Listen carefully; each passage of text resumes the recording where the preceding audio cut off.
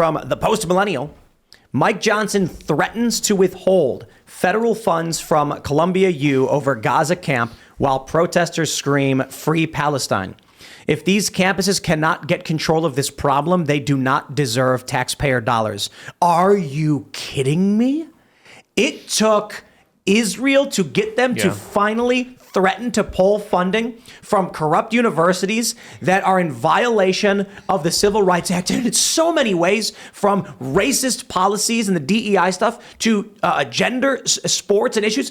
But now that they protest Israel, Mike Johnson personally shows up and says, we're going to pull your funding. Yeah. Okay, good. Please pull their funding. I hope the protesters keep going now at this point, if it's the only way we're going to get universities to have their funding pulled. It's completely insane. How often is America, I won't even ask how often, I will just state as a fact, it is required to trash the United States of America in order to have any kind of social life on a college campus anywhere in this country. In order to maintain your position as a faculty member, you have to, by default, to function in one of these institutions, hate the United States of America and say that you hate the United States of America. And now that there are people, they're saying that they hate Israel, we're going to talk about pulling funding. These people have said they hate America for decades. What was done about it? The deep state must be reeling right now. They fund all this woke garbage. They put all this money into these alliances. I warned this years ago. I said, the Democrats trying to court the woke it's the one ring. And they think they are, I'm going to get the name wrong and piss off all the, Boromir, right? Was that the guy who was like, it is a gift, for us to use against our enemies.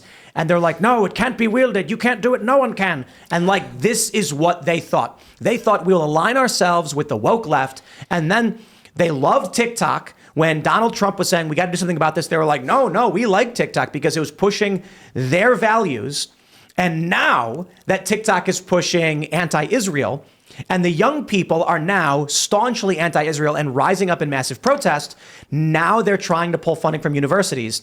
They are reaping what they have sown. They funded this. We warned them. They allowed it to persist when we called for it to stop. And now they're mad. I'm not going to cry about it. I've got no sympathy for them. I believe in America first. I think we should secure our borders. I think we need to bring back jobs into this country. I think we need better trade agreements. I think Donald Trump had it right. He brought auto manufacturing back. They wanted to get rid of him. They wanted all this garbage. They wanted the war. And now their foreign policy is being risked. I don't care about their foreign policy. Israel's a country that can defend itself. I agree with that, but I don't see why we're paying for it. So if these people want to have a peaceful protest, I can criticize them when they're nasty and they're mean to Jewish people, when they are, and that's fine. But Mike Johnson to come out now and be like, we're going to pull your funding. I'm like, oh, this is great.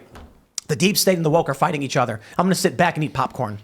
Yeah, why are we not ending federal backing of student loans, right? There are a lot of ways he could defund colleges, but instead he's only willing to act when it has to do with Israel. It's not my favorite look, I have a question because I went to San Diego State. I feel like this is happening in all the Ivy League schools. Do you guys think that there's some type of positioning? If you go to an Ivy League school, you have to have a position on this in order to be looked at as somebody, because San Diego, we had surfing classes. I don't see this necessarily starting it somewhere like San Diego State because it was just so relaxed. I don't know. We can't even get behind college football, I think Ivy League universities and a lot of small liberal arts institutions in the Northeast specifically prioritized recruiting students who had a leftist or progressive worldview. And they also recruited and encouraged faculty that had a progressive leftist worldview.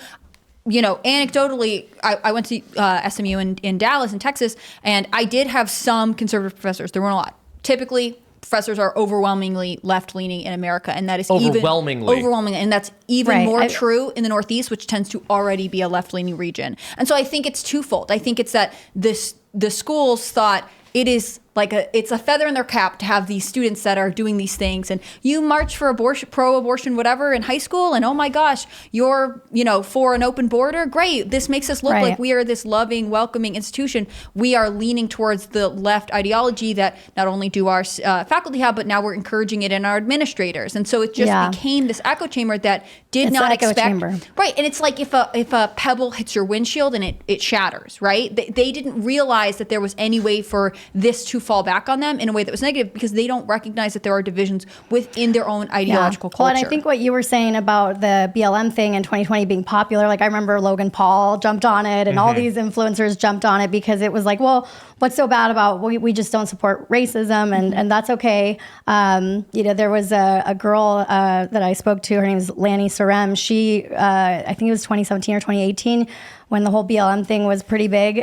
She wrote a book and it was on the New York Times bestseller list, but it knocked down the #1 book, which is like a CRT book, a BLM book. And they took her off the New York Times, said she did shady practices. She's the only person to ever be taken off the New York Times bestseller list. And it destroyed her life. I mean, she told me she can't get a loan because people say she's a scam artist. And I mean, we already know, I think Abigail Schreier that wrote the book about the trans stuff that they won't put on the New York Times bestseller list. Anyway, my point is that, that was, everybody went after her because it was like, well, you must be racist because you knocked off the CRT BLM book, but she didn't do any of that, so right. But it was so much easier for people to jump on that trend. And the New York Times bestseller list is biased anyways. I could be wrong, Totally but it's not like generated they play all by, sorts of games. Yeah, it's not like they like calculate the sales and say, oh, you've jumped. And she explained it to me. In fact, I just wanted to say that the way the New York Times leaves its bestsellers leaves me speechless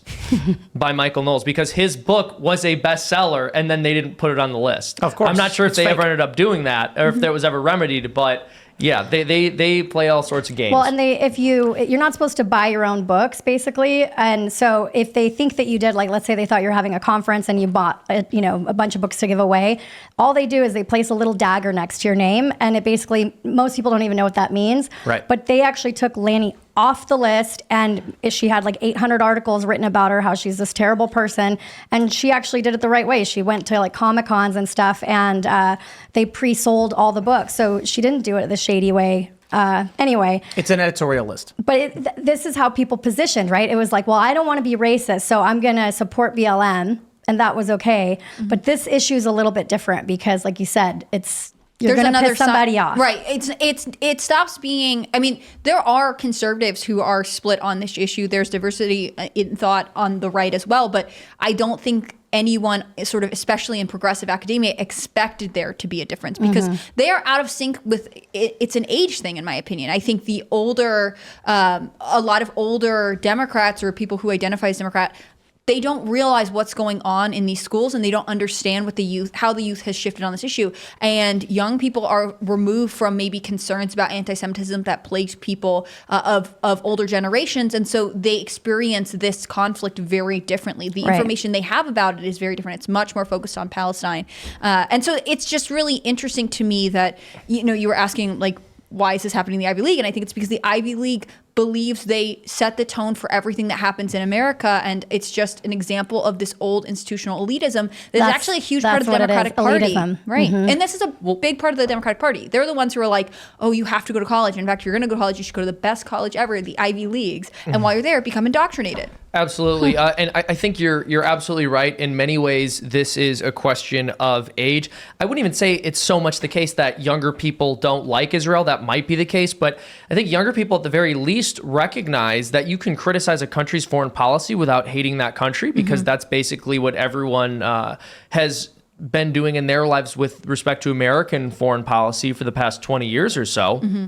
And so, in the same way that I can love America and say I don't love what we're doing overseas, anyone is equally entitled to say, okay, I don't necessarily dislike Israel, but I don't love their foreign policy or what they're doing.